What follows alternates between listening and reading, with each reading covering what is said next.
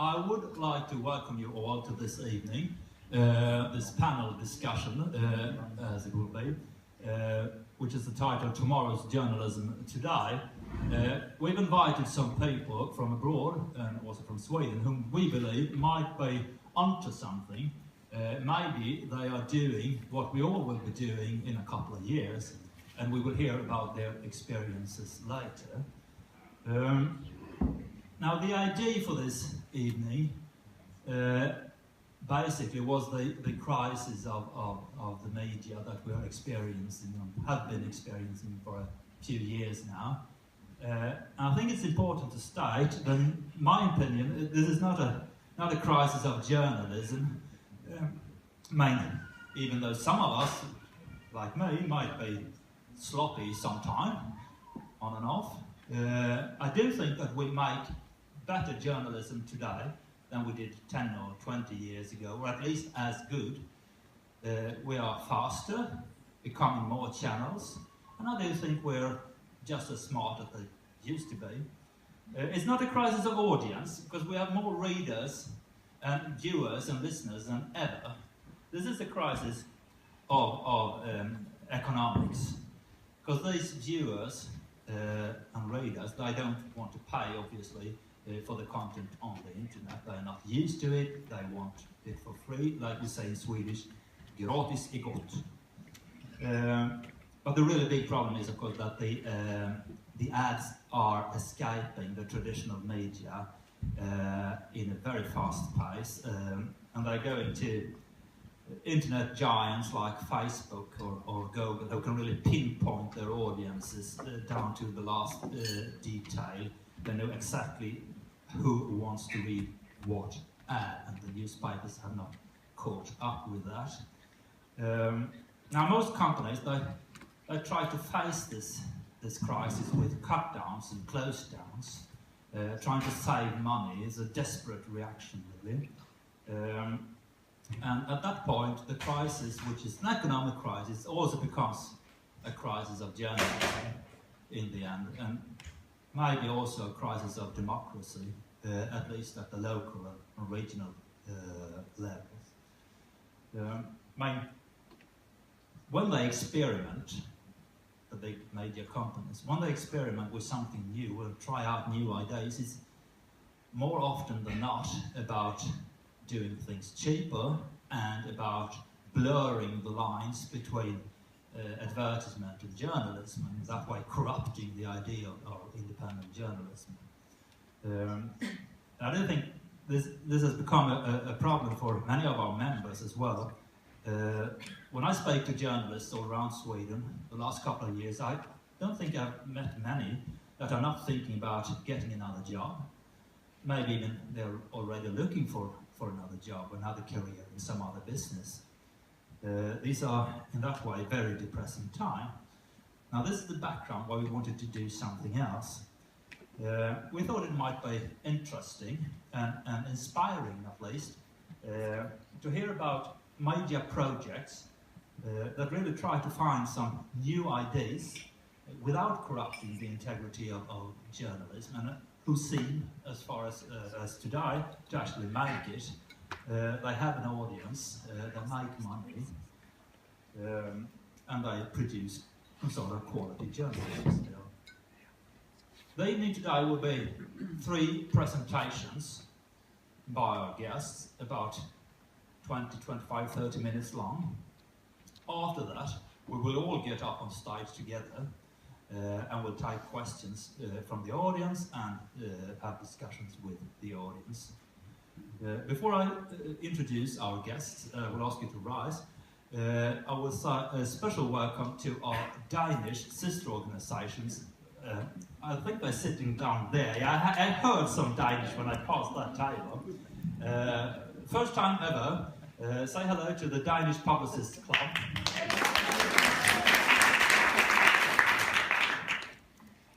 Now, is the internet connection working? You should know that this is being broadcast live, and it will be able to see it also afterwards. It will be on our YouTube channel. And I'm really glad we got that working, since brought my best shirt. You have to do that when you're on TV, don't you? I do think it's time to introduce our guests. Please rise. Saki Shihab from Arabs Today, straight out of the UK.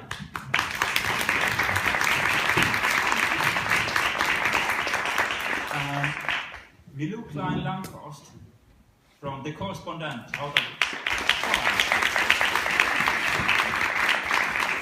And last but not least, our very homegrown Swedish competitor for tonight, Martin Schibbye.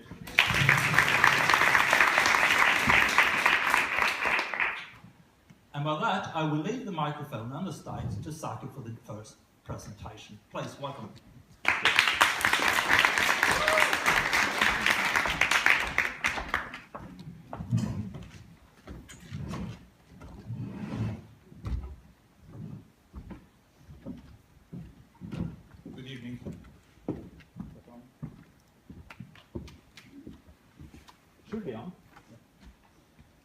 My name is Zaki Shab. I am an Arab journalist of Palestinian origin, brought up in a refugee camp in South Lebanon. I started journalism at the age of 16. And the first story I published in Lebanese media was about an early morning attack by Israeli forces into the main port of a city in the south called Tyre, or Sur.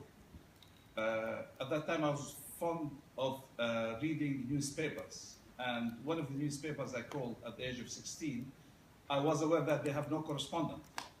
So I called them to tell them the Israelis just started an attack on the city, and they cut all the telephone lines, where all the correspondents in the city.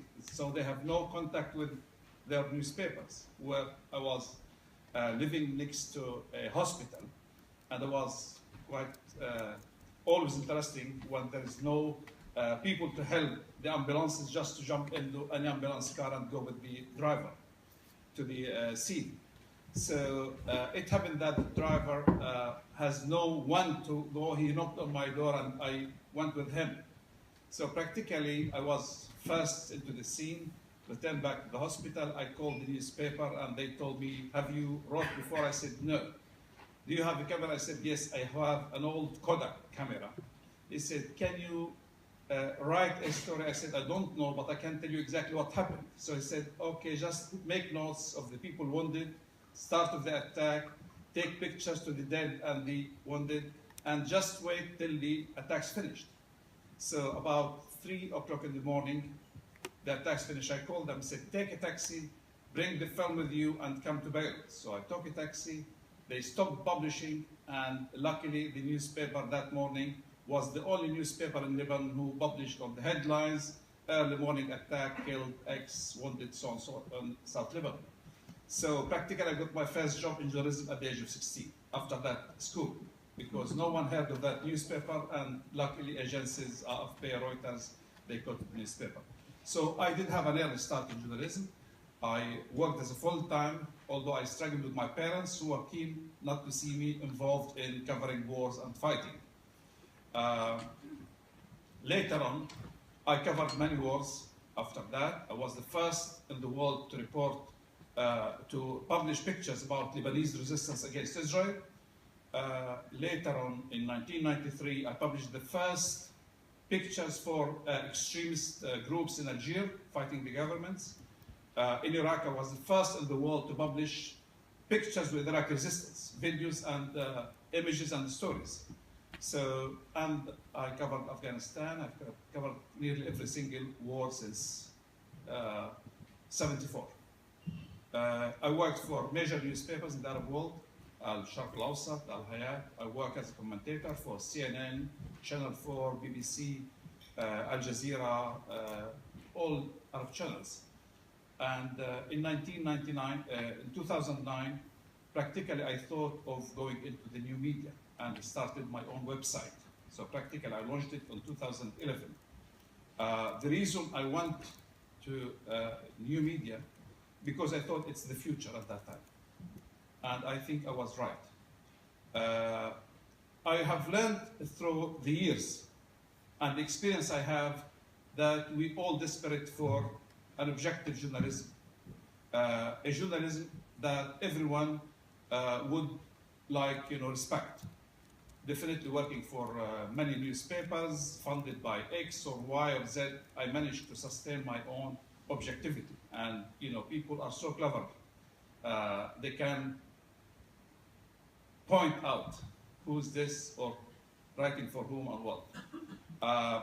One thing I was concerned about is my integrity and my independence. Definitely I have my own views, which I'm proud of, but when it comes to a story, I just want to be a reporter, no more. Just to tell you exactly what is the story about, talk to all parties concerned, whatever intention I have or background I have. If I want to write my views, I'll just say it on air, or talk as a commentator. But when it comes to a story, it has to be a story covered from all sides. Now, for websites, definitely it was an interesting experience. And one of the things I thought it's of importance to me is how to sustain my independence. I'm not sure about the experience here, but in the Arab world, all relies on advertising agencies. And the last 10 years, I would say, some of the major news agencies advertising, they became capable of saying, okay, give us responsibility in running the advertising side, and we'll give you this specific amount guaranteed, and whatever comes on the top of that, we'll have our percentage. So practically, they ended up in a way that they will control the politics of the newspaper. So to the interest that, if you write against this country or that country, that's where you start having the trouble. So I decided, even before launching my website, I already have a good contacts in that world. I already made my name. And one thing I did is I tried to look for my independence, where I refused to give my website advertising site to a specific company. So I worked on different groups where I said I will never give full, complete responsibility to a site. It worked well with me.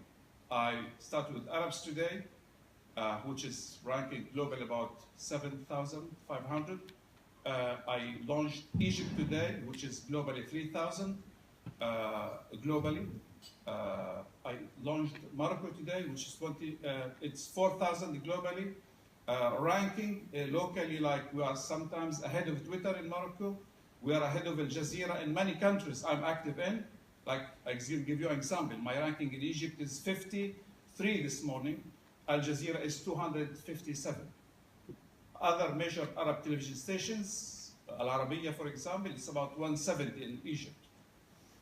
Sky News Arabia is 283. So practically, in terms of traffic, we are doing extremely well.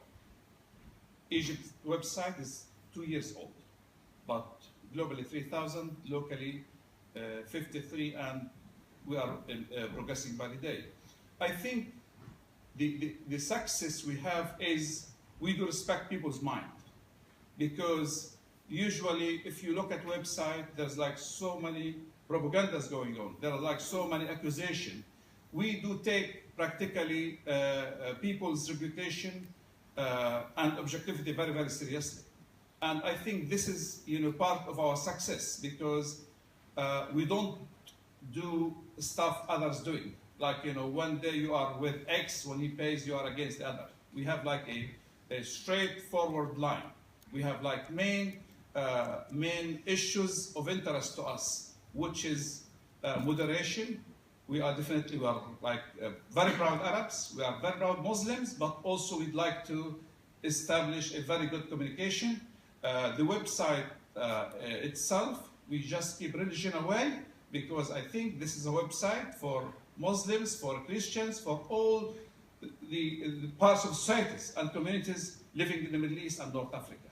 So practically, we do have a line that we do celebrate with every single community and religion in the Arab world when it comes to occasions and festivities.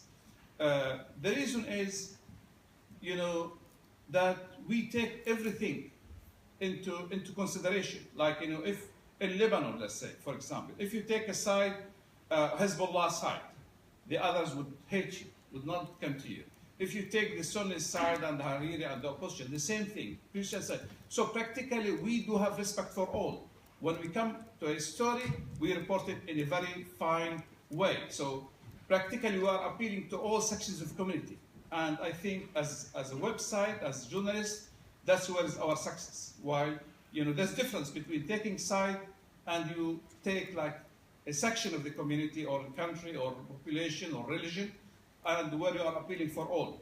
So practically independence with objectivity bring the traffic. And as a website owner, I can assure you, when I worked and started, it was a bit tough for us. We used to work long hours, myself and my team.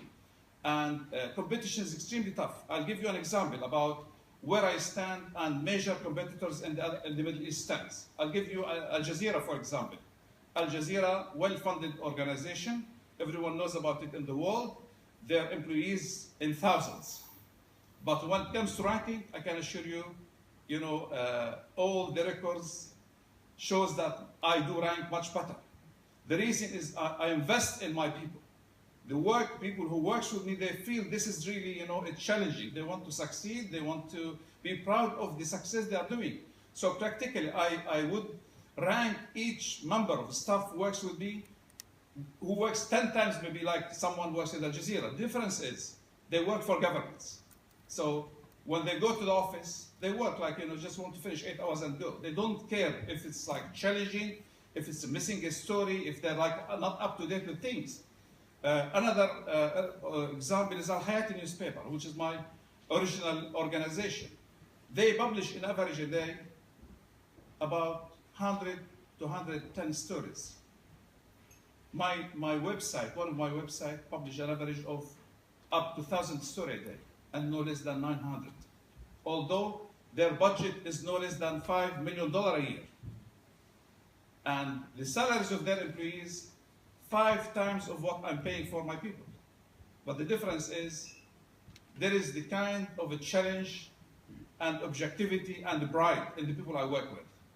So it's all about people. It's about believing in a cause, about believing in something that you want to pass for everyone. So the quality of people make a difference when you have a website. There's a big difference. You go in the morning, just finish the 8 hours. You don't care if you've done 10 stories, 5 stories, 50 stories, or you feel that you want to compete with X and Y and Z. So practically advertising comes to us. I never knocked on the door. Honestly, always my emails full of offer, coming to us about people who want to advertise. As far as the Far East, every single country, from Dubai, but also we try to balance, because if I want to take more advertising than I should, it will become a cheap website. So try to balance.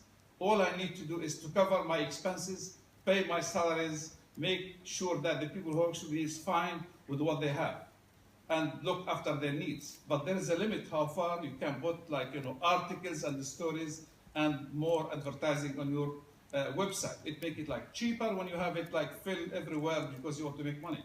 So my intention is not to make money. I'm a proud journalist and I want my people to be proud. So what I look is to balance between the kind of advertising we have and the space for it and the stories we are offering. The other thing of importance to us from my experience is I do have an interest in reaching out for everyone.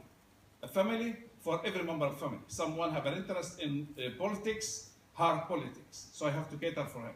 Some want to read about horoscope, or fashion, or decor, or women, or media, or sports. And because of the challenge we have with the big organization, our website became a portal. Each section of a website became a website on its own. So if, let's say, my team would expand from a small team of 2 or 3 who would cover sports to a team of 10 or 15 who would make a website, sports. Because of the challenge we have, because of the big organization, practically you have to cater for more. So you have to be more detailed into sports, more detailed into fashion, into entertainment. So practically, if you really want to head to be on the front line and top ranking in the world, you really have to think of the way other big organizations doing. It's like, look at the CNN or BBC. You find BBC Arabic, BBC Persian, BBC, so many languages, and which all, when it comes to traffic, all will come to one website or one news portal. The same thing, look at CNN, you'll find CNN America, CNN Portuguese or Spanish or CNN Arabic. So practically the kind of traffic they lead and the kind of audience they are reaching help them to sustain a very good ranking in website world, where it's more than 70 million websites at least competing to get this. So practically advertiser would come to you. Whatever they know that you are influencing, you are reaching out, they like you or they don't, they have to come to you in a way. But the most important thing, which is tempting for all, is they know that you are an objective one. So at least you are not like taking sides or accusing someone of something not true. So practically objectivity and integrity always work. Now, what influence the new media have and websites have, my sense and my experience, it really have changed the way we work. As I said, I've covered all the wars till very recent, till the war in Syria started. Before we have the culture of freelance journalists. You go to Afghanistan, you'll find freelancers going from anywhere in the world. They will come with the stories, they will send it back, they'll get money for it, huge money. These days, because of the new media, there's no market. There's no space for freelancers. And Syria war was the best example for it.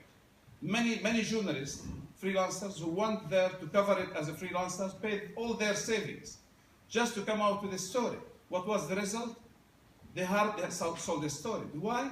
Because locals starts filming. Fighters, when you send a story back to your office, to your TV station, or the other will say, oh, we already have seen this on YouTube. So practically this kind of exclusivity, this kind of, special story, this kind of like a special event you have filmed is already ahead of you in hours, because fighters in the field, they film and upload it onto YouTube and things like that. So practically they changed plus also the kind of social media. One of the things I think I'm proud of is the way we work on social media.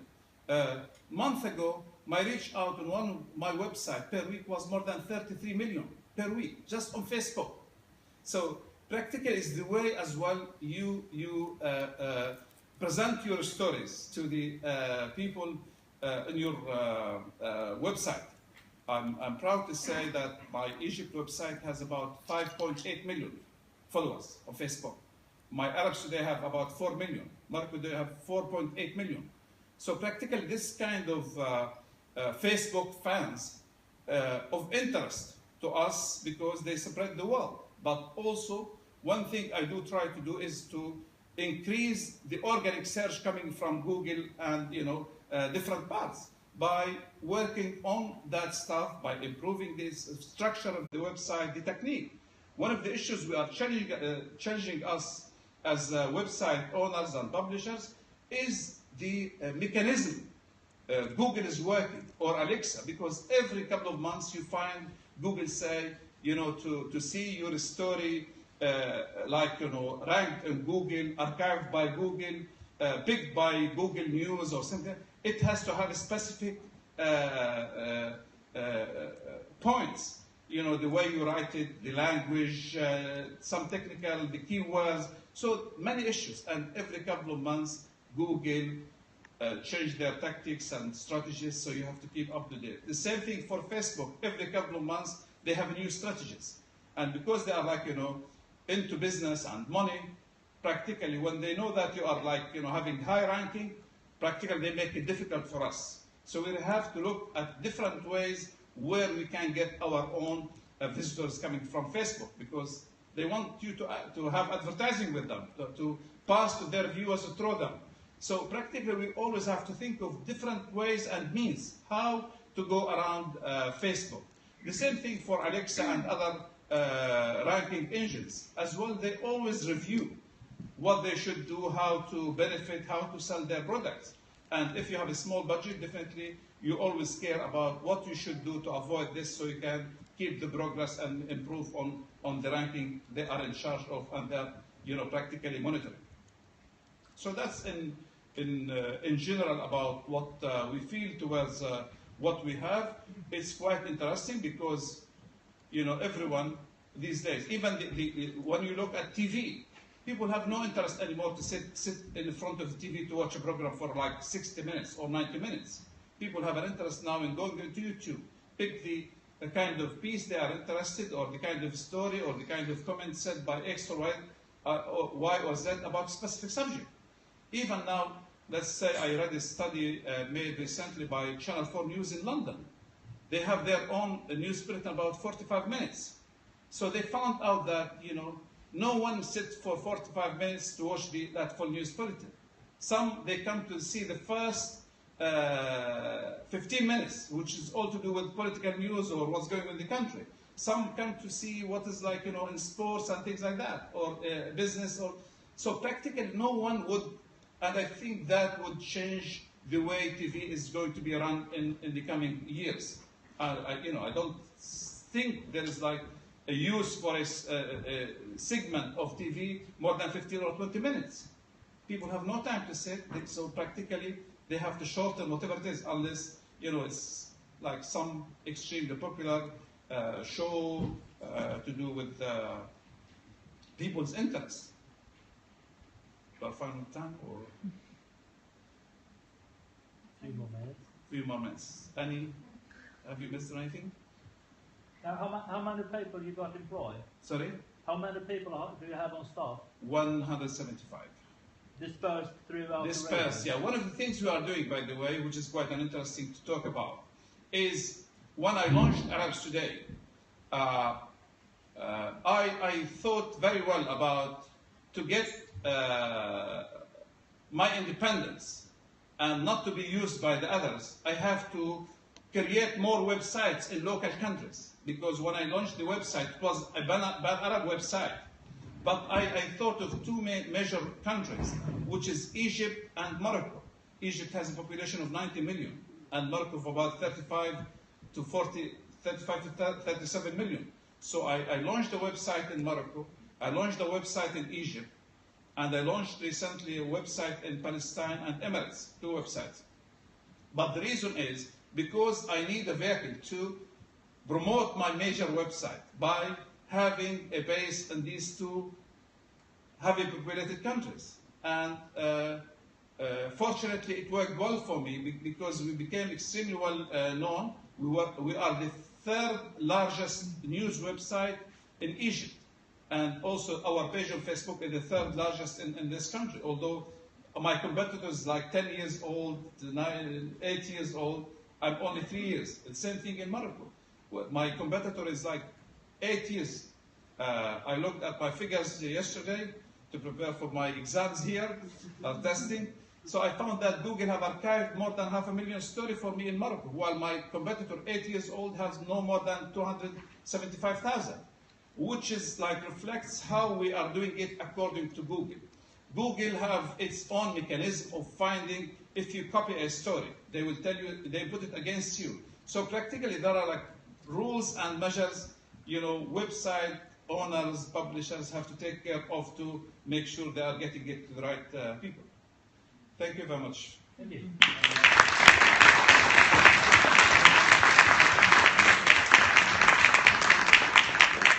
Now you should try and remember it, maybe even write down the questions you have in your heads now, because in the back on stage later, after the other presentation, then you can put it to them.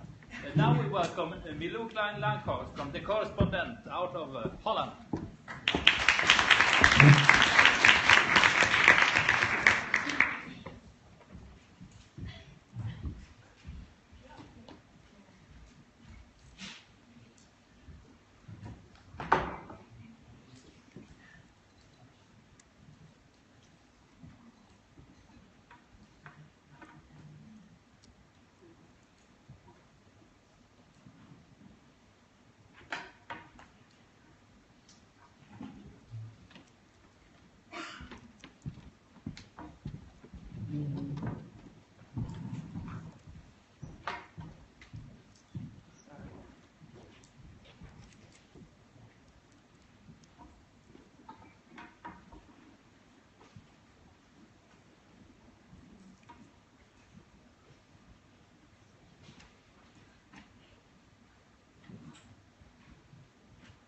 I'm sorry, just 1 minute.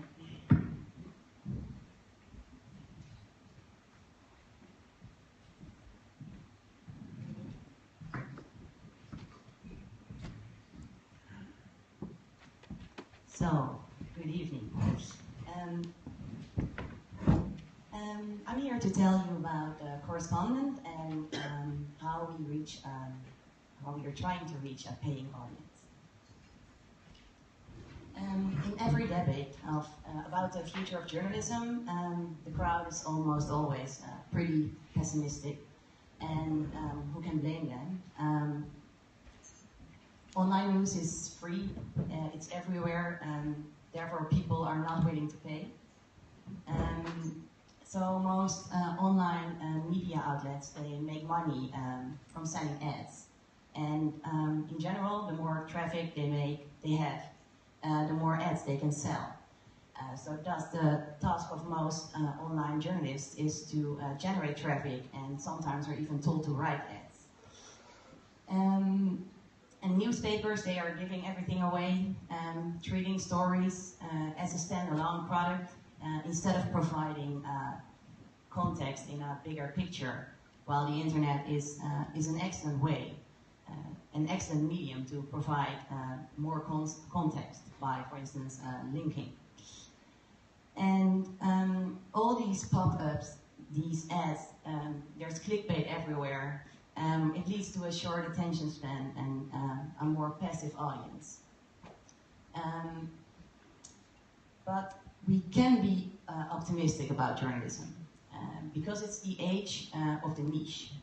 There's a group willing to pay for your research and your journalism and then sending it to a bigger audience. At least that is our experience at Correspondent. My name is Milou Klein-Lamphorst and I'm the publisher of the Correspondent. And for those who not know us, let me tell you how we started. With the Correspondent, we wanted to escape the dangerous dynamic between page views and content.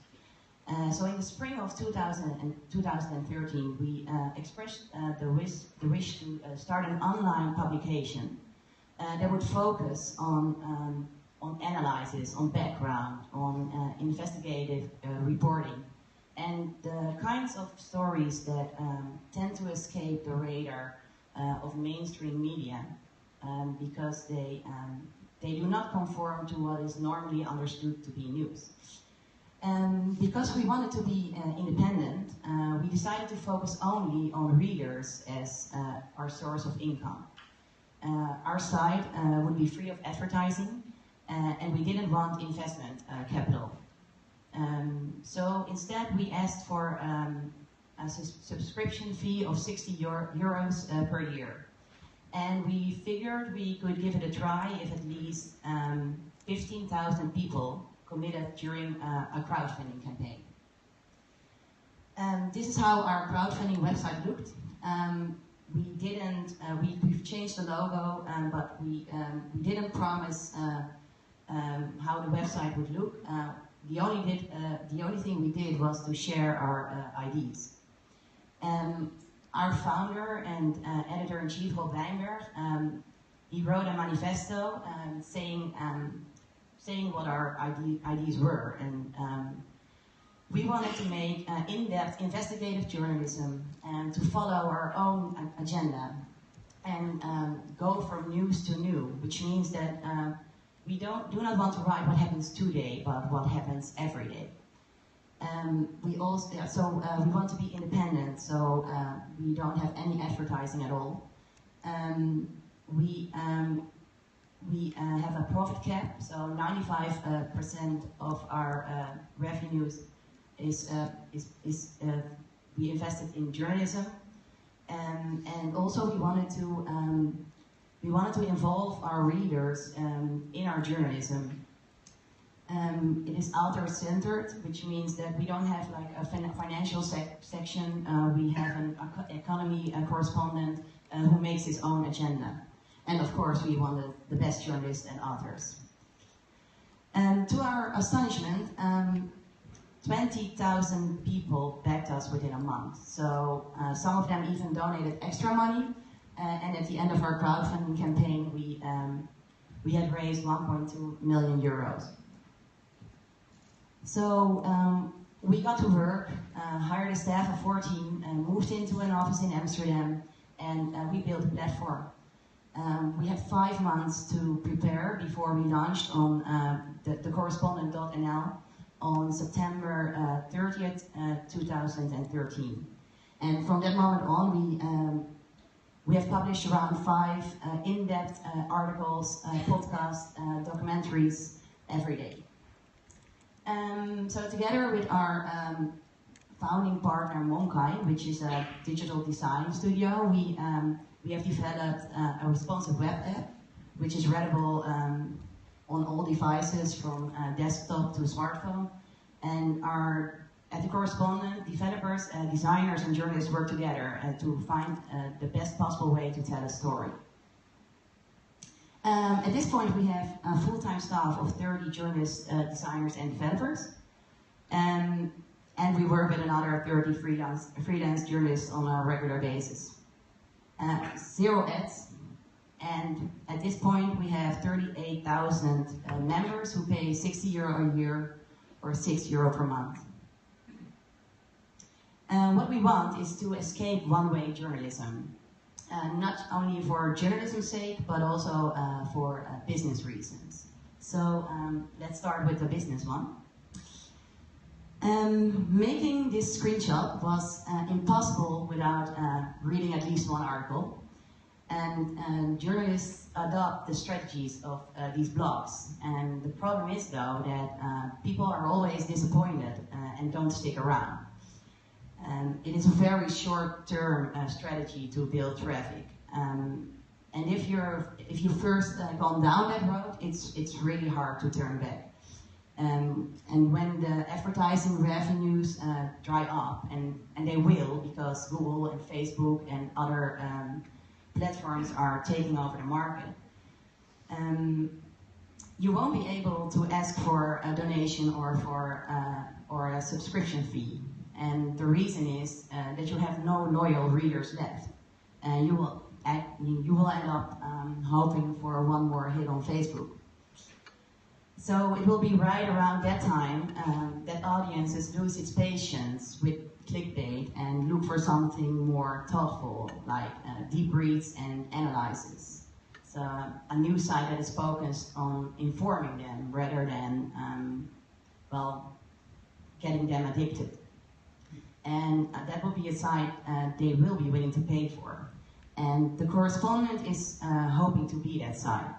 And so instead of viewing members as target groups for advertisers, we only focus on information, on informing them in the best possible way.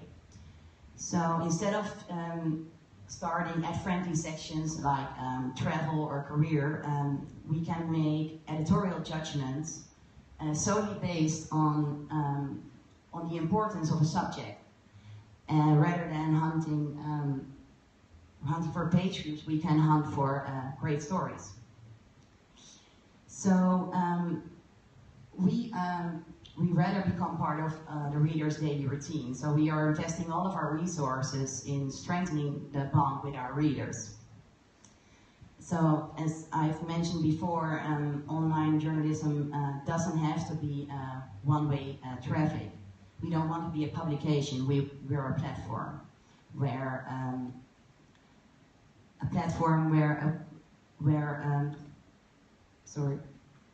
where members can share their expertise. So we encourage our correspondents, who all have their own niche, to tell the stories that they feel are important. So instead of just following the hype cycle of the news. And by doing this, we try to go from news to new. And these new insights do not only come from our correspondents setting their own agenda. Lots of these insights are shared with us by our members. And this makes sense because 38,000 readers know more than 30 journalists. So we thrive to an in-depth form of journalism where the journalist is a conversation leader and our members are expert contributors. So one of our main goals is to extract knowledge from our members. So for now, they can share their expertise by contributing below articles, and we are quite happy with the results so far. So when we have investigated money flows in the porn industry, data scientists and hackers provided us with information, but also a porn actress joined in, and we interviewed her about how she got paid. And we value this kind of expertise just as much as academic knowledge. So we believe that every member is an expert at something. And that is why our correspondents always announce a new research project up front. Because this allows readers to reach out if they know something about it and want to share.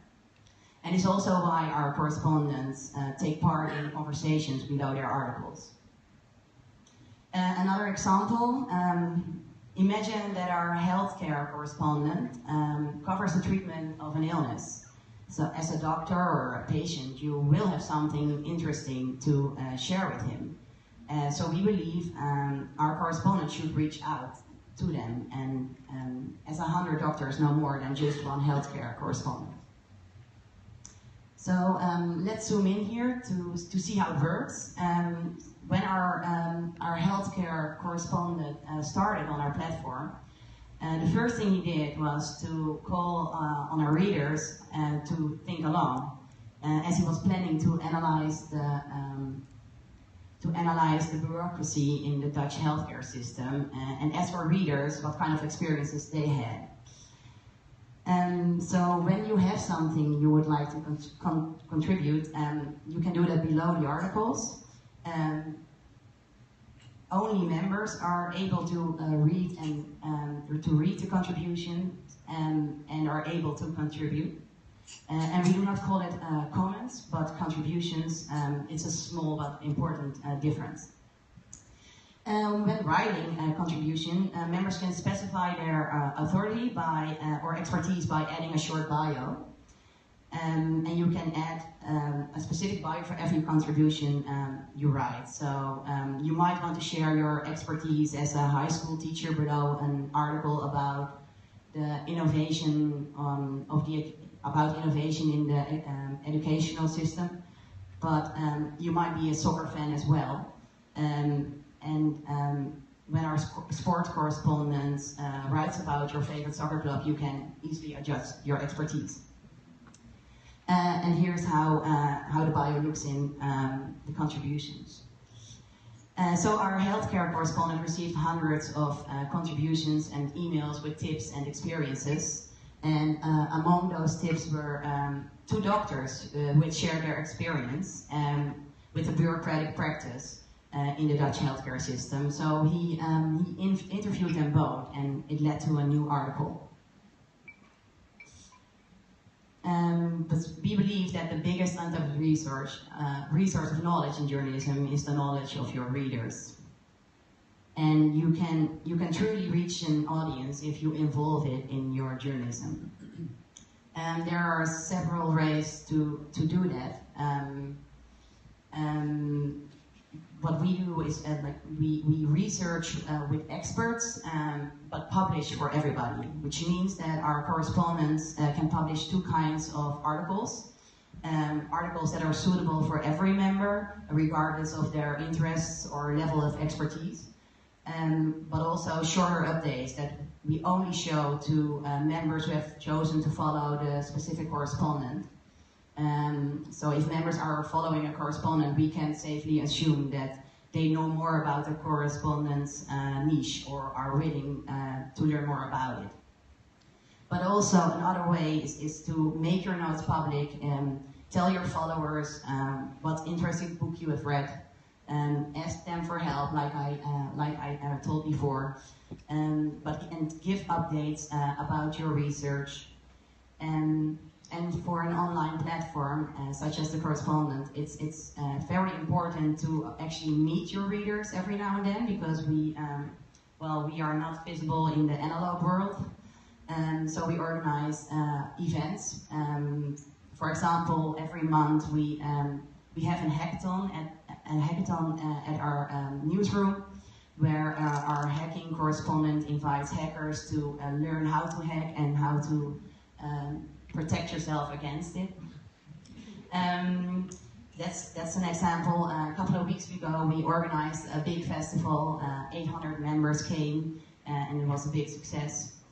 And also very important for us is to, we try to be not only to be transparent about the journalistic choices we make, but also about, well, how we spend the money of our members. So every year we publish a report about and explaining how we spend their 60 euros. So I've told you about the platform and how we bond with our readers there. The challenge as an online medium is to keep confronting your readers with your existence. We do not drop on the doormat like a newspaper does. So we lead members to our platform, the mothership. Through our daily, our weekly, our monthly newsletters and via social media, by sharing links to our articles. And another challenge is to find new readers and to expand our audience, because we had a great kickstart with our crowdfunding campaign, and we are still growing steadily. So where do we find those new members? We have one colleague who focuses full-time on maintaining and updating our social platforms. We do not publish articles on external platforms. We only share links that brings them to us. We share a selection of our stories so people get to know our journalism, and via the link you can only read the shared article. You cannot read the discussion below, you cannot contribute, you cannot follow correspondence or read further. So when a non-member enters our platform, we ask them to sign up for a weekly newsletter so they can get to know us, and every weekend we send an email, and hopefully they will support us eventually. And we reach a lot of people with our stories. We have almost 85,000 Twitter followers, over 100,000 Facebook likes. We recently started Instagram. Our image editor publishes previews of images that will be published on the Correspondent the next day. And all our members are able to share any article they want, because we know that our readers are our best ambassadors. And all these people that we reach via all these channels, we try to bring them back to the mothership. So I'll conclude with saying that public research will make your audience loyal and your journalism more in-depth. And that is how we get people to invest in our journalism. Thank you.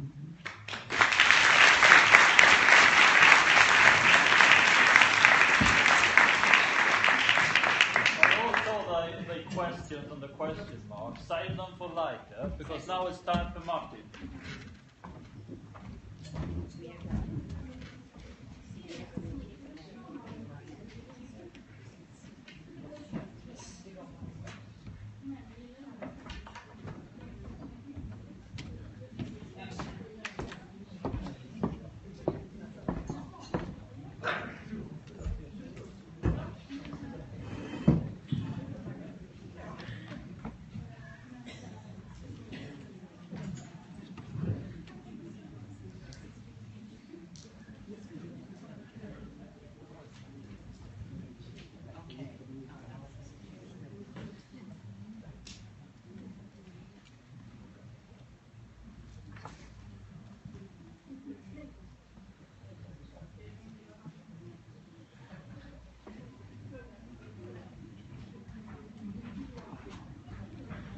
Well, thank you very much for these two excellent presentations that I've listened to.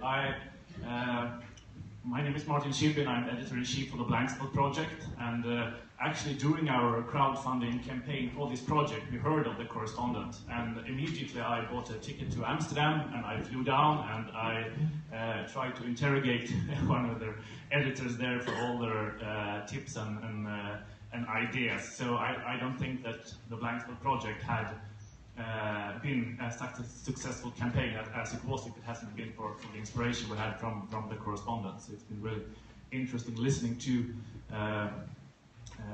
them here.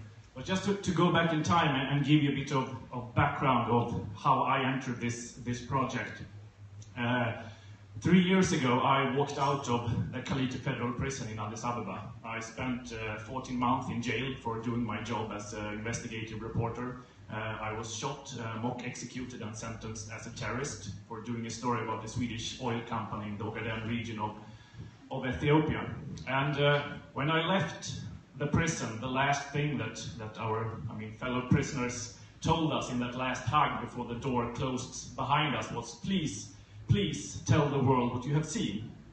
And since then I have been trying to keep that promise by writing a book and by keeping on being a foreign correspondent. But when I got out of prison, I also realized quite quickly that the media industry had changed during the time that I was locked up behind bars. There was a crisis in the industry. Everybody was talking about this crisis in journalism. And the former editors that I had been working for, suddenly they didn't have the same budget as they had before. There had been cutbacks when it comes to foreign correspondents and for foreign reporting. But on the other hand, I could also see another trend, a huge interest among the public for real reporting, for journalists and photographers who used their feet and not only Google, who went to places to kind of cover the blank spots of the world, who tried to find out who was lying and who was telling the truth, and to do more than just this on one hand, on the other hand, in the end time will tell stories. There was a huge interest from that. So I felt to myself, there might be some other business model. Maybe this all talk about the crisis for journalism isn't actually a crisis for journalism, but a crisis for old business models. And the idea started to sink in that maybe we should build some kind of platform and do foreign reporting directly for the readers, and just ignore these old media houses from the 19th century with CEOs that earns 1 million Swedish crowns a month, or with old houses that needs heating during the cold Swedish winter. Maybe there's another way to do this. And the industry had changed, but also the reality had changed, as was mentioned here before one of the speakers. There was, when everyone became his or her own publisher, when every group had their own YouTube channel, suddenly the threats against journalists also increased. And we had a situation where there really was a hunting season for journalists, where more and more colleagues was put behind bars, were kidnapped, were shot. And this also made me think that we can't keep on reporting on a freelance stringer budget. In terms of security and in terms of other ways, we need more resources to do these important stories. But when we said this, everyone said no one will pay for quality journalism. On the internet, people are only interested in cats and cute cats, and that is the kind of digital objects they share and enjoy. Nobody will pay for nothing on the internet. And so we thought that this was a great challenge, not only to crowdfund our project, but also to make a point that people are actually willing to pay for quality content. And we launched our campaign with an 8-hour-long live web TV show, where it's like an 8-hour-long press conference. And we brought in a lot of people, editors, freelance journalists, and we called freelancers who were, based in Delhi, in Dhaka, in Bujumbura, and other places, and asked them, what do you lack when it comes to foreign reporting? What stories would you like to see more of? And by doing this, we kind of filled the name Blank Spot Project with the content. From the beginning, when I thought about a blank spot, I'd say it was like the Ogaden region in Ethiopia. But through this 8-hour-long web TV and through the campaign, I got to think in another way of what is a blank spot, maybe more thematically, that blank spots might be to to stick to a story when the other journalist goes home, or a blank spot might be to kind of avoid being a slave under the news logic and go to places before things become news. And blank spot might be to cover like feminism in the Balkans, or asking like thematical questions and seeing what is lacking, and do what has been kind of the freelancer's mission to or democratic kind of idea, I mean, to do the stories that nobody else is doing. So during the campaign, in the beginning we said we need 1 million Swedish crowns, but I'd say that the great thing was with the campaign was all the engagement it created, and all the ideas we got for stories to do, for blank spots to cover, and but I'd say that the main thing was that suddenly we collected 1 million crowns, but we also collected hundreds and hundreds of good ideas for stories to do. And sometime during the campaign, I think when we had like 9 days left or something, we went also to Amsterdam and we listened to the correspondents, and when they spoke about how they regarded the readers as members, that really struck onto something that we had felt during the campaign. That people, they didn't just want to give us money, they also wanted to give us the ideas, and they wanted to work on the stories together with us. So I will go a bit quick. After 3 weeks, we had 1.2 million Swedish crowns. It might not sound much compared to other crowdfunding sites internationally, but it was actually a record for the Scandinavian countries when it came to the numbers of backers. But I'd say that the great achievement with the campaign was that we could send a message to other actors in the media industry that readers are prepared to pay for high quality reporting. And I think that signal really worked, and since we successfully ended our campaign, we have seen a lot of other media highlighting their foreign correspondents, doing different kind of foreign reporting initiatives and so on. So I'm happy that we in a way changed that discussion in Sweden.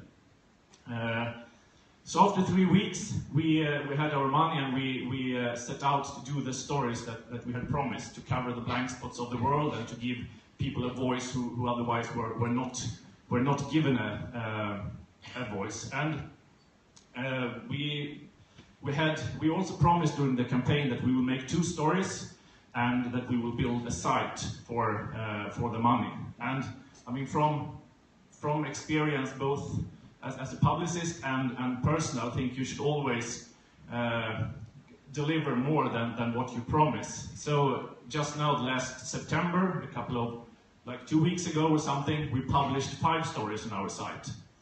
And we published stories from South America, from Peru, where we did an investigative story about how the Swedish company Securitas is guarding the mining industry. We had reported there for weeks to cover that story. We did stories from northern Burma, how the gold industry affects the civil war and the hunt for minerals. And we did kind of a large focus on Thailand. And first of all, when you thought of Thailand, it's not the first blank spot you come to think of. But it's a nation where 100,000 Swedish people go every year for vacation. But it's also a country where its political scene is kind of uncovered. It's a brutal military dictatorship, though we are selling Swedish arms to this country. And there's also a very interesting democracy movement in Thailand with young students fighting for democracy against the military dictatorship. Also in the south of Thailand there is a civil war going on, one of the bloodiest in Asia, which is also kind of not on the news, and a couple of kilometers away you have Swedish people lying on their beaches having their vacation. So we put a great effort in showing another picture of Thailand and seeing it as a blank spot. And after publishing these stories, especially the investigative pieces on Thailand, they are now discussed in the Swedish Parliament. There's an ongoing police investigation for bribery during the sales of these JAS fighter aircrafts, and it's also news in Bangkok Post, our revelations. So I feel that we had quite an impact on doing the Thailand stories. And we also, during the campaign, thought that why don't we, since we are not, born out of paper, since we are a new bird, why don't we try and do something more interesting digitally than just publishing text and a couple of pictures? Why don't we use the possibilities to interactivity and so on? So I will just show you briefly one of the stories that works here, that we did from Burma. Just so you get a view of it. And we did it using a technique, like a 360 technique, which is used by brokers to sell houses, but we thought we might use this technique in telling stories.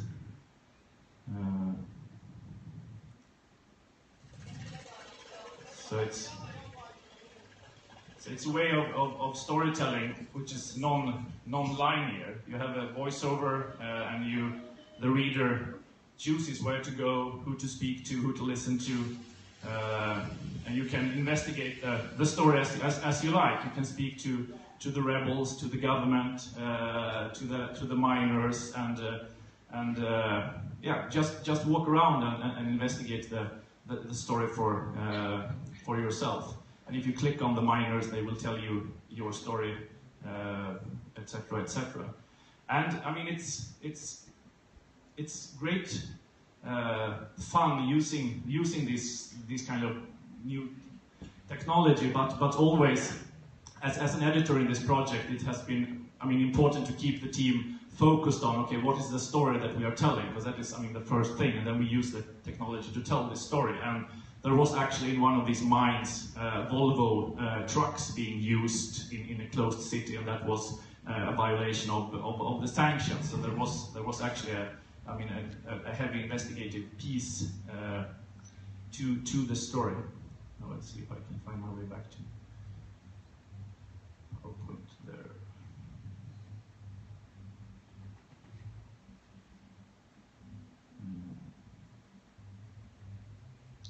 One other thing that we did, since we were using the members' money, apart from publishing the stories, we also published one document to every story that's kind of behind the scenes material. It's interview with the writer, with the journalist, and kind of the ideas behind the story. But we also published how much money was spent on these stories, and how much money was spent on air tickets, on salaries, on renting cars, on translation, on building the site, and everything. And why we choose to do that was that we wanted really to show that quality journalism comes with a price, and all our stories has ranged around like 200,000 Swedish crowns, and it's also a way of telling people that if you want quality journalism, you have to pay for it, and if you don't pay for your journalism, the price will be very, very high, because you will pay a price for corruption, pay a price of not knowing what's going on in the world, and so on. So I think that really, transparently showing exactly how we used our money has also been appreciated by the people giving us the money. When the correspondent spoke, you said that one of your main challenges was that how do you, as a digital medium, become this newspaper that comes in your on your doormat every morning? How do you get into people's daily lives? And we thought a lot about that, and we thought a lot about how can we take care of all the knowledge among the members when we make the stories. And since we only had 1 million Swedish crowns, we didn't really have the budget to build anything digitally or to build our own community. So we choose to use, closed groups on Facebook. So, the content is free for everyone to read, but as a member, you can apply to join one of the closed groups, and we will see if there are members, they will be let in. And then in this closed group, they have been able to follow the journalist on site and to add their ideas and their contribution and everything. And what we really didn't think of was by using Facebook that every morning when people woke up, they would have like 7 notifications. Some from the team in Peru, some from the team in Burma, some from the team in Thailand, And suddenly, I mean, we were there. It was like the newspaper on the doormat, but digitally. And it came, I mean, we didn't really think of it when it was more of a financial thing that made us choose Facebook. And of course, that has its problems as well. But for now, we have used it and it's worked really, really well. We also made like membership cards for our members. We invited them to meetups to discuss the stories and really started to see them as a resource, as an asset. And in this way, we have only been live for 4 or 5 months. We are just really in the starting process of doing that. But it's been I mean, highly appreciated among many members. Some just want to pay for content and they want to read great stories, but some are really active, following our teams and adding ideas.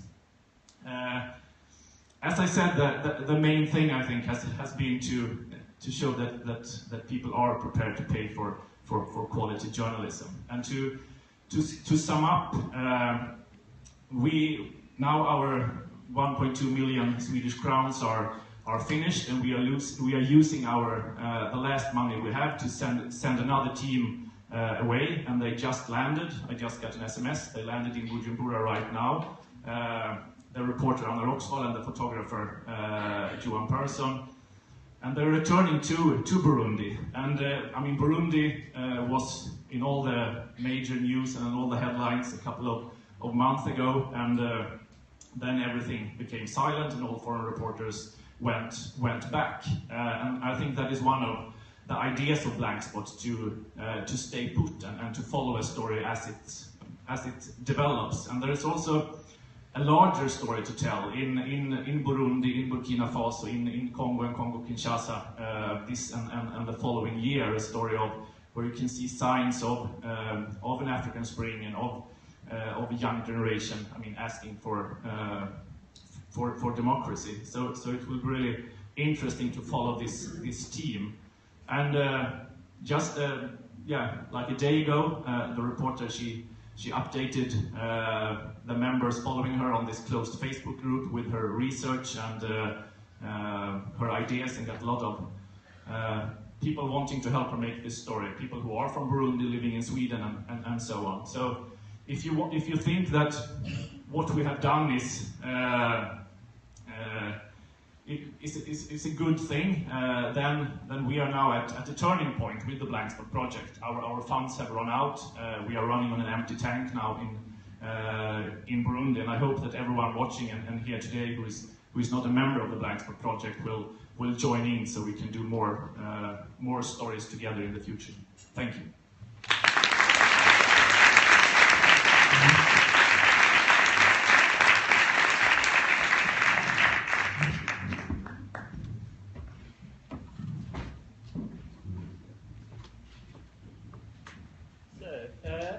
You to come up on stage, so we're all here together, Gilo and Saki, and we can bring on some chairs.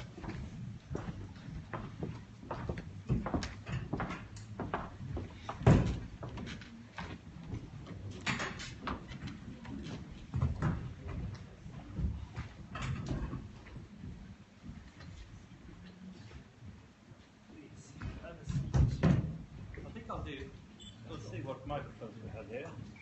Work.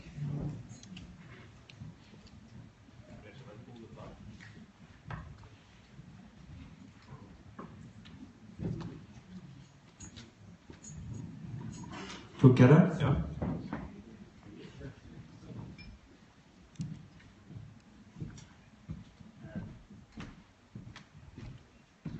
Så?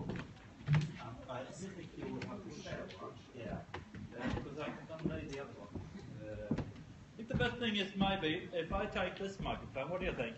I walk around the audience and you wave at me when you have a question or a remark.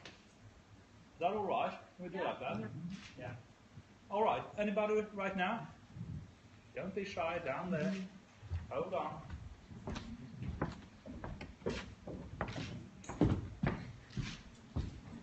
Now remember, there are no stupid questions. Only stupid answers.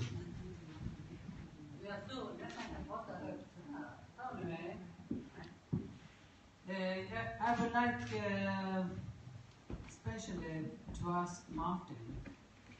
You were talking about this, there is a lot of people wanting to have news about things that we don't have so much knowledge about, and they want to have a deeper knowledge what's happening around in different kind of places. Do you have an idea how, do you think it's really a lot of people, so many, as much as readers that you need to continue this work?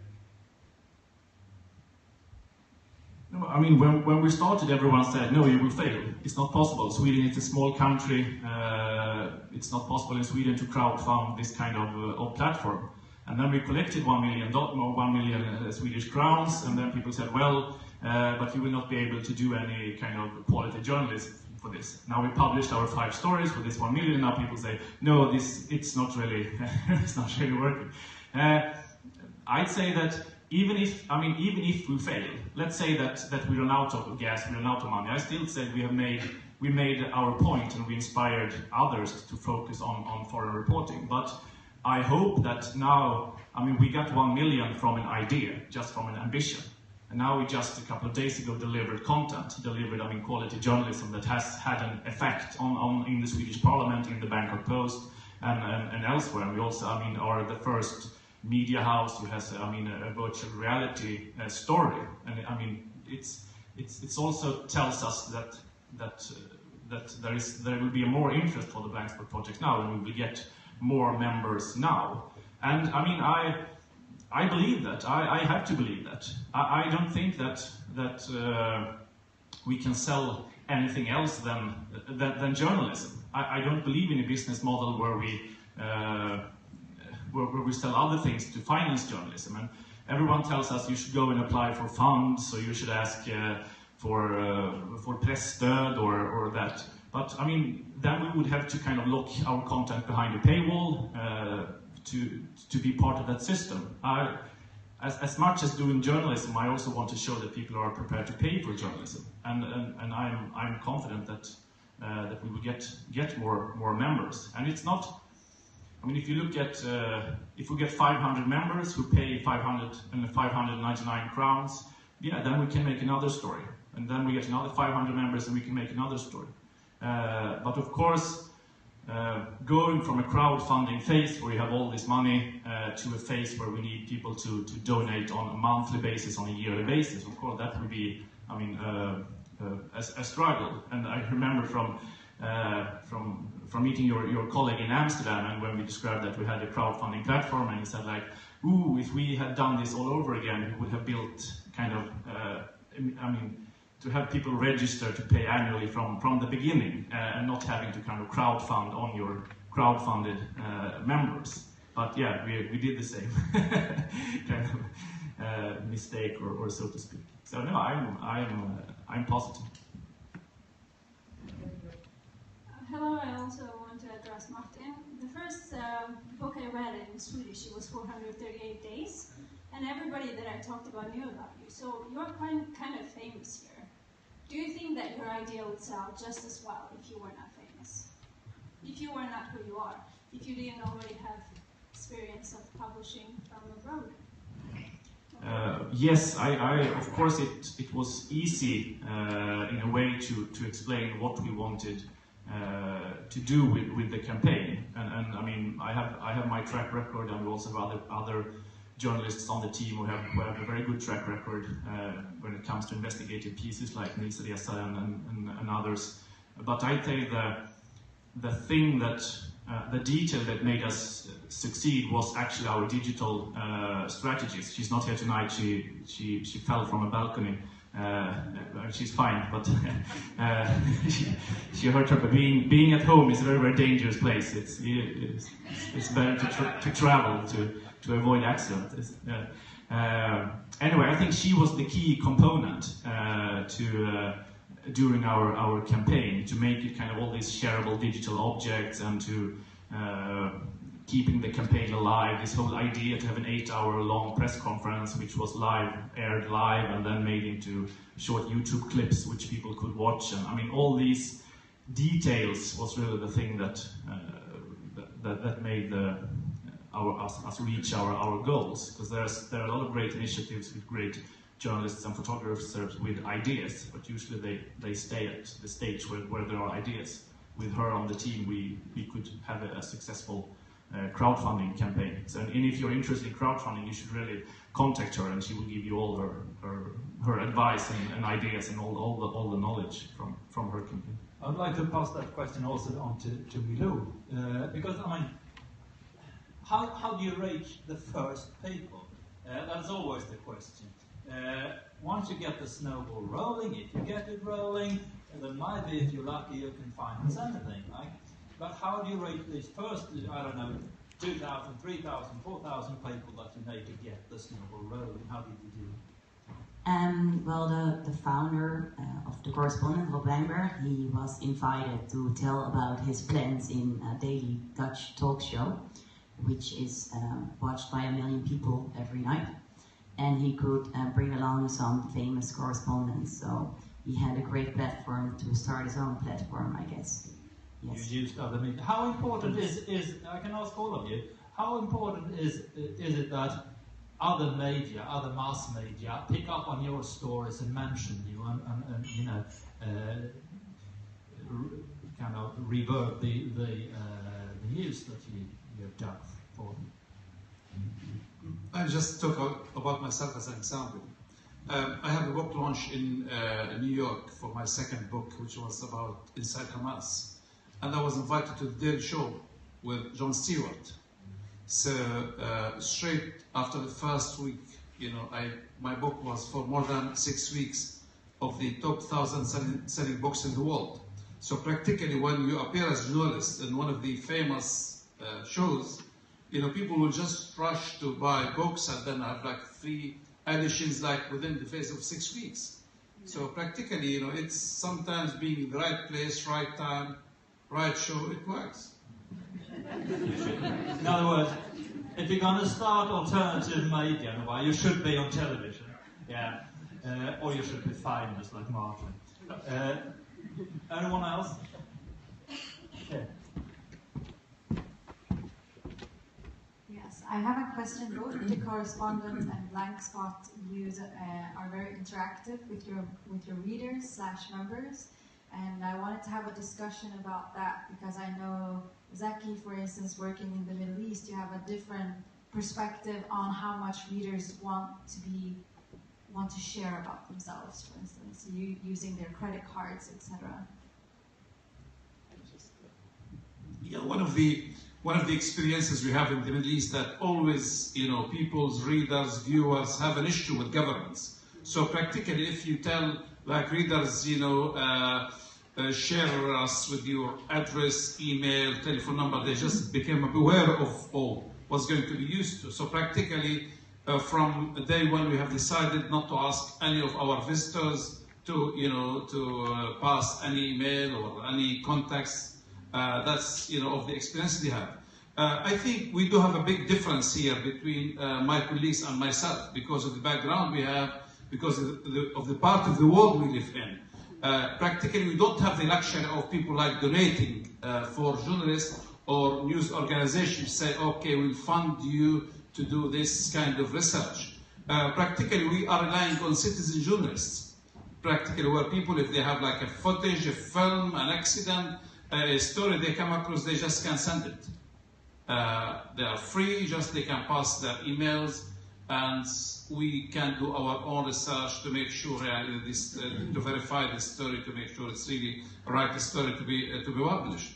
One of the reasons we really, you know, myself and my team, we work in a different way, is we felt that the kind of problems we have in the Middle East practically, you know, are the major problems in the world.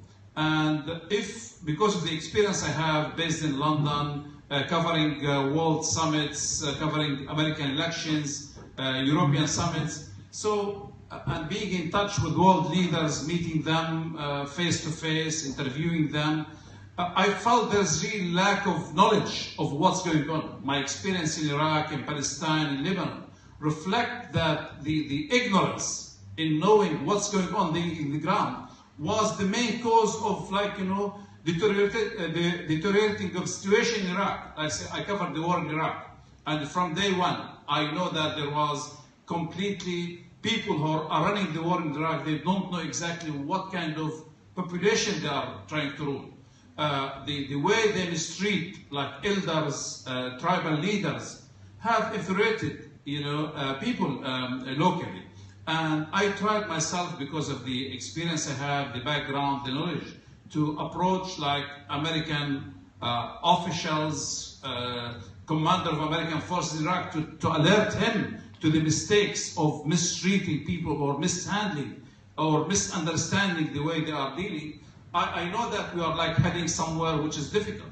Unfortunately, you know, I wrote in my book, the commander of American forces, a year and a half later, he was questioned by the Congress. And, you know, so it was a big difference, big gap between when I alerted him and he was looking in a strange way, what you are talking about to me. And when he was questioned later on, you know, like a year and a half later, more than 5,000 American soldiers were killed. So I think if people knows exactly what's going on in the backyard of their governments, definitely we should have saved thousands of lives, thousands of American soldiers killed in Iraq, and hundreds of thousands of Iraqis as well. So practically we feel, you know, we know about our part of the world more than someone sitting somewhere in a nice, warm room in the White House, or someone sitting down the street. Practically, we feel we are responsible in telling the truth, because we have an interest in that world leaders who decide on our behalf, who take actions to, you know, to solve issues. They should know the truth coming straight from the people who are living it. There's a big difference between relying on a member of staff in an embassy sitting in the capital, trying to read the newspaper, trying to analyze. I'll give you one example. I have covered the election in Palestine in 2006, and all the news and suggestion that Fatah is going to win the election, but next morning Hamas won with a majority. So on the eve of the election, the Israeli Knesset have asked all the head of the intelligence, different intelligence agencies in Israel, to brief them on who's going to win. And all of them, they said Fatah is going to win. But when the result came in the morning that Hamas has won with majority, they were recalled again to the Knesset. So, and asked, what made you feel that Fatah is going to win? And because of the questioning, it happened that in spite of the years of Israeli occupation to Gaza and West Bank, they relied on one of the Palestinian analysts who was misguided by Hamas. And he's a very famous researcher running a research center in Ramallah. He predicted that Fatah is going to win. And how he predicted? Because Hamas, according to people I interviewed after the election, they have ordered their followers not to tell journalists or people asking them about whom they are going to vote to, or tell them you are going to vote to the other party. So because of the kind of results which appeared according to people who have asked to do the polls, they ended up that Fatah is going to win. But the fact that Hamas have misguided the opponents and the Israel, so the election came on the favor of Hamas. So practically there's a lot of things need to be done. Plus the other thing, I don't think that, you know, the kind of journalism my colleagues are suggesting to work, that is working well in Holland or in Sweden, it will never work in the Middle East. No one would afford to pay 60 euros a year to get a story. No one would think, oh, I'm going to go that far. We would be happy to look for, you know, to see what is happening in somewhere in Africa or in the Far East or in South America. But because of the troubles we have, because of the conflicts we have, because of the suffering people have, you know, the maximum they can think of, like the neighborhood even. If I'm living in Lebanon, the maximum I would live, you know, which part of Lebanon I live. It is safe tonight or not. So practically, people take it day by day. And that's why we have like our interest, our concern is completely different than like a Swedish guy think of what's going to happen. Or, you know, or I'm concerned where Swedish tourists spending their time and what is like, you know, in the city next to the beaches they are swimming in. So we do have different issues here. I'm sorry for it seems quite true. I mean, the situation is different, and also what you're trying to do is in a way, to build a traditional mass medium on the internet with different sections. You say you cover sports, you cover politics, you cover all issues of life. Well, those two, they try to do a kind of a niche thing, a very specialized audience, I believe, and also probably very small compared to a traditional mass medium. The situation is also different because in Europe, of course, we have huge mass media which are reasonably good. So two different kinds of approaches to the problem. And what I do think, if I listen to what you're saying, that what you could agree on is the importance of what you could say specialized knowledge, local knowledge of a situation in your case, and you're using your members as an influx of specialized knowledge, right? We'll take another question here.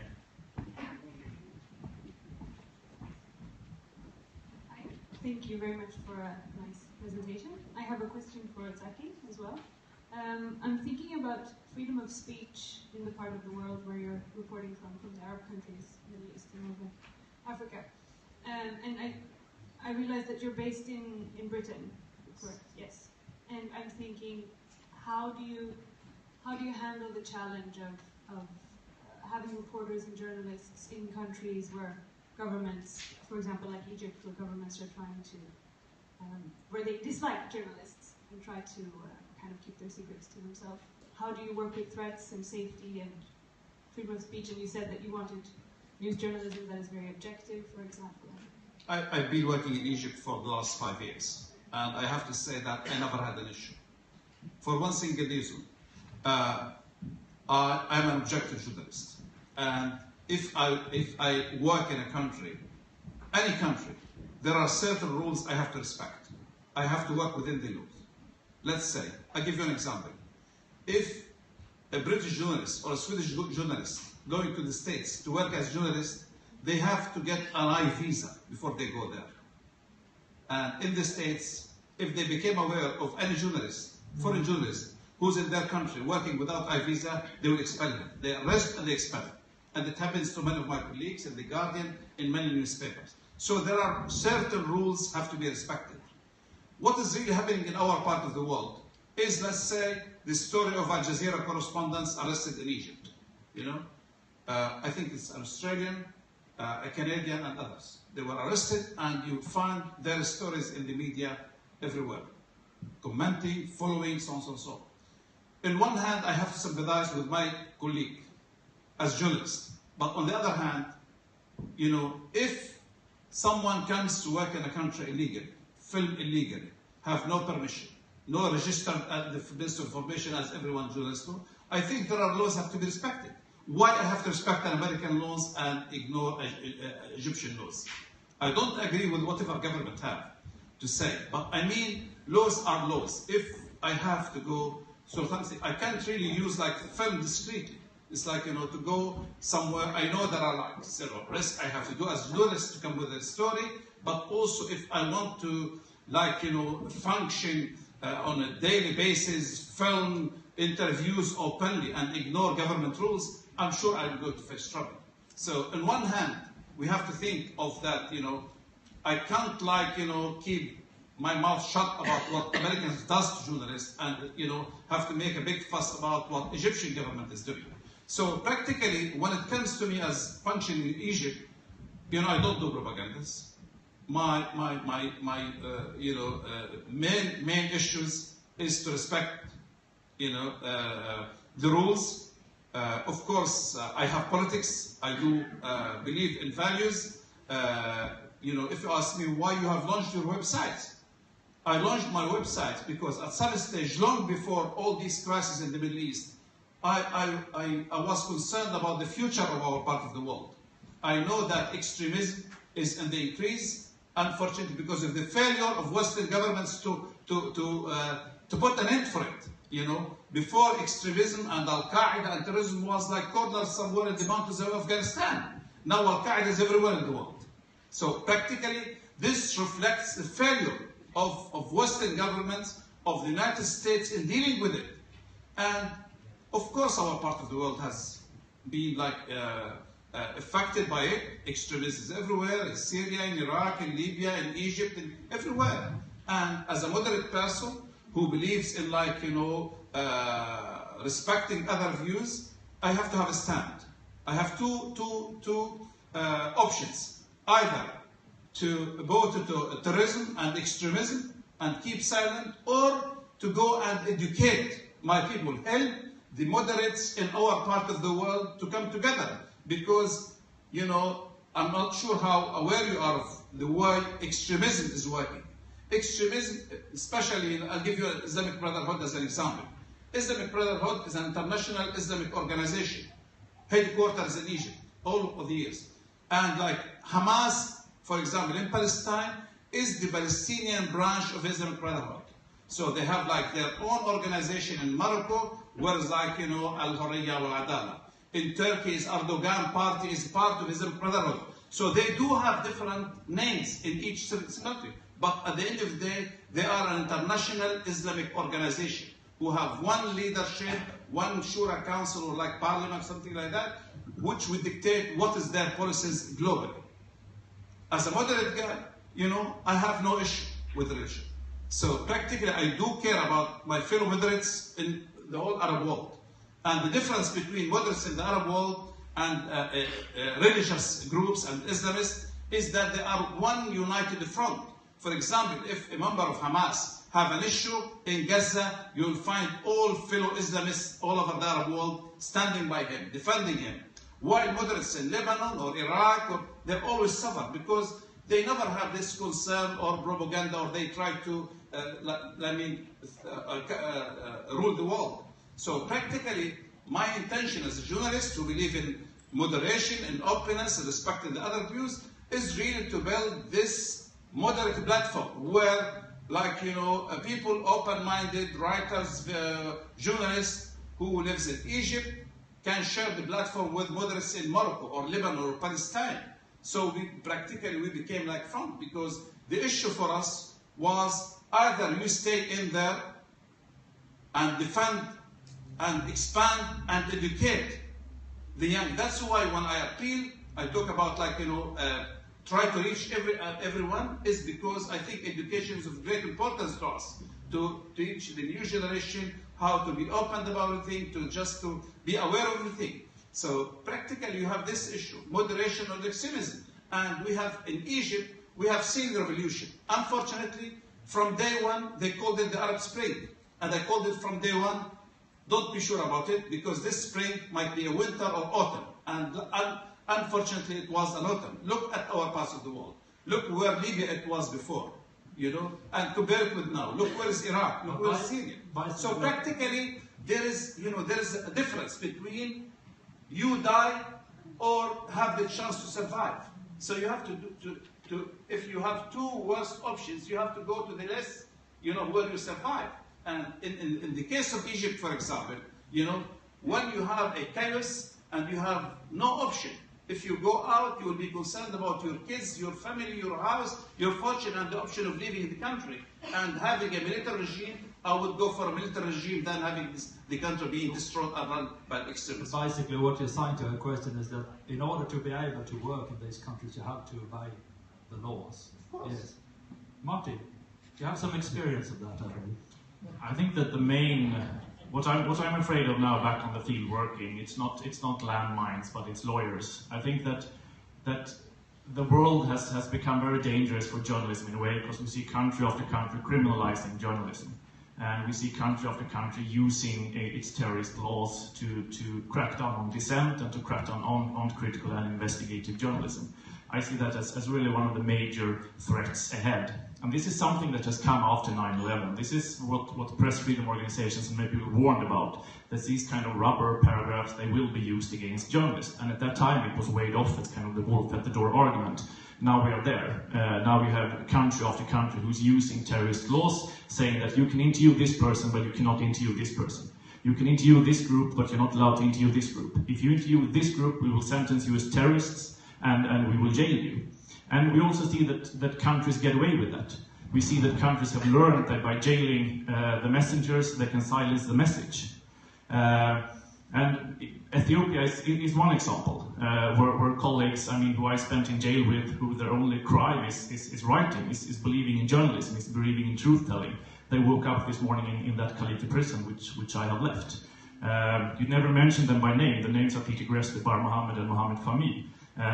They went to jail because they interviewed the Muslim Brotherhood. I don't think that this is a question that you just can shake off and say that you have to follow the rules and regulations. Sometimes to do your job you can't follow the rules and regulations. Sometimes to carry home a story you have to do it in another way. It can be through wallraffing, it can be through secret recording, or it can be through going on a tourist visa to a country and do your reporting. But I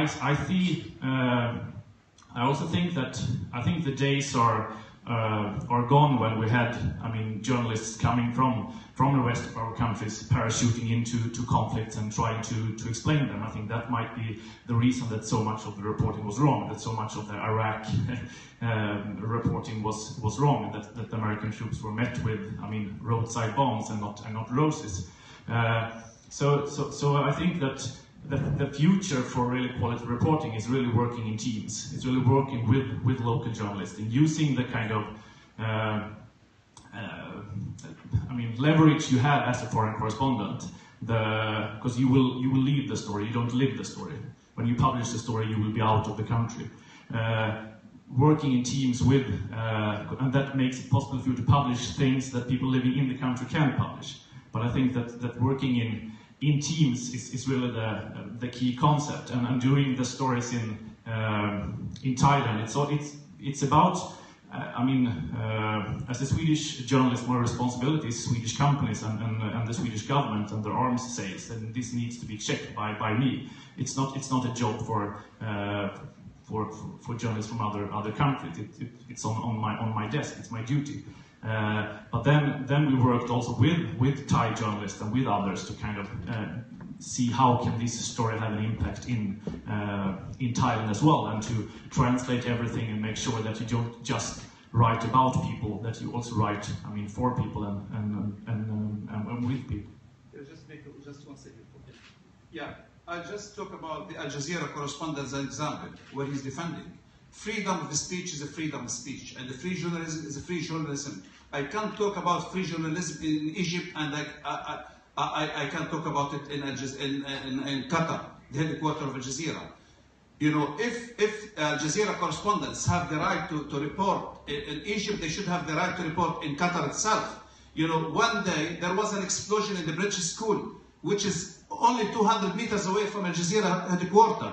It went unreported for 3 days because there was a ban on reporting this story. So freedom is a freedom, either it's in Qatar or anywhere in the world. The other point here is when we talk about embedded journalism by British forces, by American forces, by Western forces. I was invited on many occasions as embedded journalist with British forces, with American forces. I have to sign a long list of papers that I'm not allowed to report a single story before my story goes first to the Minister of Defense. So it can be checked out, it can be approved and then published. If it's not, then I will legally responsible. So practically, freedom of speech is a freedom of speech of everywhere. And I don't have to single out Egypt because we can say anything about Egypt and just keep my mouth shut because it's America or or Britain or any Western country. So freedom of speech is freedom of speech here. Now, time is running out a bit. We have 2 more questions whom I've promised here. I'm sorry down there. We're going to take these 2 questions at one time and let you answer. So please, go ahead. Okay, thank you. So I have a question for the crowdfunding projects? Because you seem to have found a financial model that's working for journalism far away, and also like kind of digging journalism with a medical thing. I wonder, do you think there's a future for crowdfunded journalism within local news, like for Skåne, for our southern part of Sweden? Would there be a market for that? And also, do you think there is a future for crowdfunded journalism where the redaction, yeah, where the journalists would work as journalists do on magazines today, like publishing fast news, what happened on the street today? Do you understand my question? Not the last part, I'm sorry. Okay. Can you crowdfund a sort of a fast news, local fast news, like everyday news? Because I think people nowadays... Or a very specialized subject like you do? I think people nowadays want to know things fast with push notifications and so on. Do you think that crowdfunded journalism could cover that, or is it too hard? Hold on, we'll take the other question.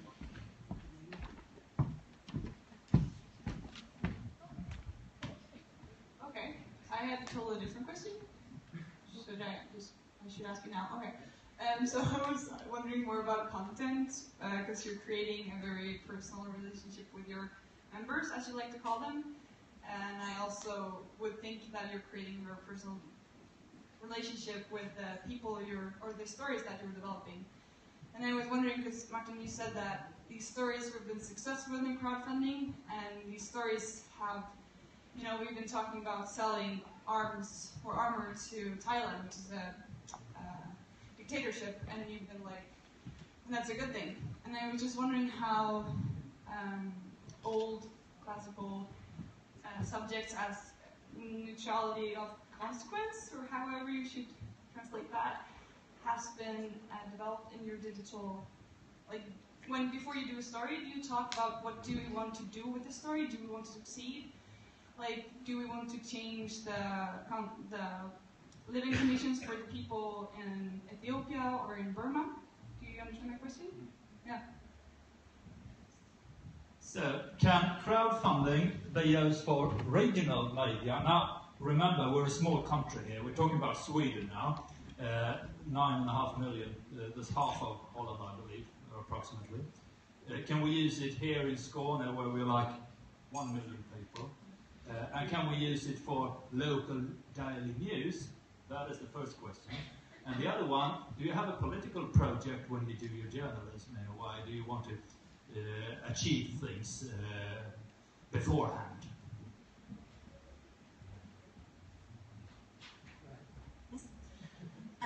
It is a tough question because, crowdfunding is a way of, figuring out if there is enough, people willing to pay for what you're doing. The thing is, I think it would be hard because of what you said. It's a small area, and regional news is it is very important, and I think it might work if you are really specific about what you're going to do. For fast news, I'm not sure, because that's what people can read everywhere online for free. So it would be hard, I'd say. And the thing with crowdfunding is also that it is in a way it is short term, because you're never when you start, you don't know if it's going to be successful, and once it is successful, it's really hard to bond and keep on bonding with your crowdfunders.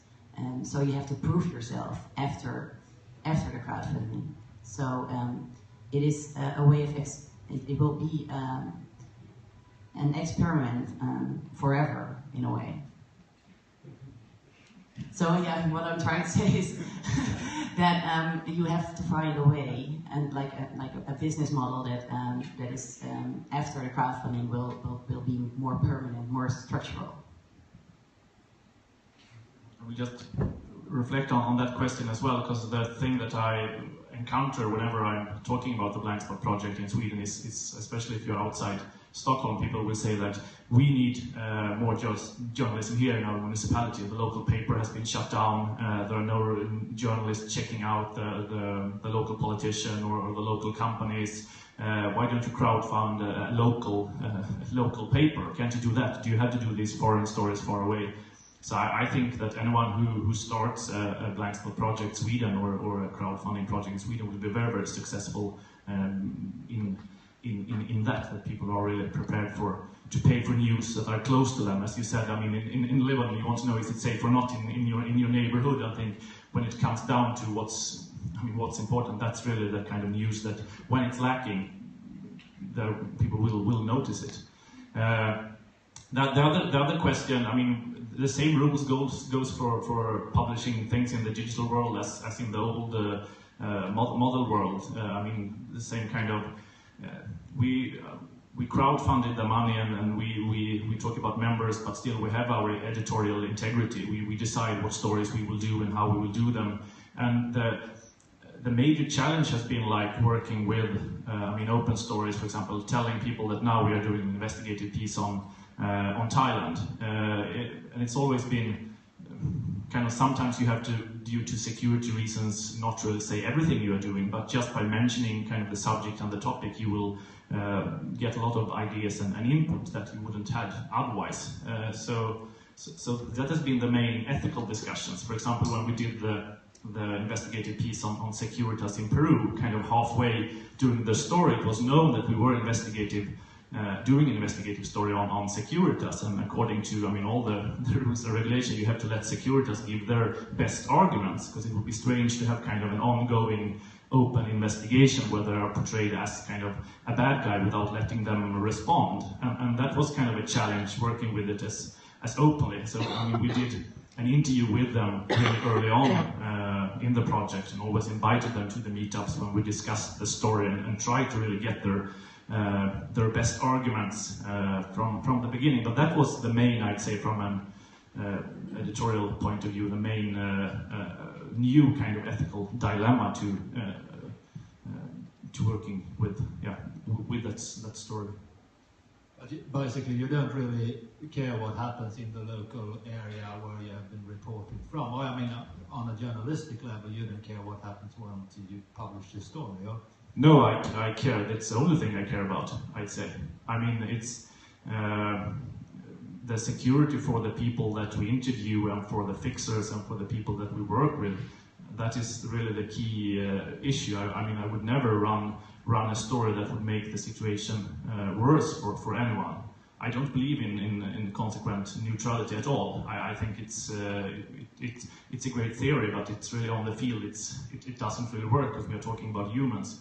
And also as an international correspondent, of course, if something happens to you, you will get the press, and you will get all these press freedom organizations working for you. But the most dangerous thing to do in the world today is be a local reporter and write about local politics. That is really the most dangerous thing to be. As a foreign correspondent, you are highly privileged and in all ways. And these local journalists who face dilemmas, we don't hear about them. Their hassle don't become news, and those are the people that we call fixers, which is a terrible name for highly competent people who knows their story and so on. So no, it's we discussed it with everyone who is interviewed, that they agree that this will be a publication and so on. Now, my friends, we have to end this, but I think it was interesting when you said there's a theory that doesn't really work in practice. Now, there's a lot of theories in the world that don't work at all. What's really been interesting to listen to here from me tonight is that you're trying to put something into practice that might actually work or seems to work so far. I would like to thank our guests with a big round of applause.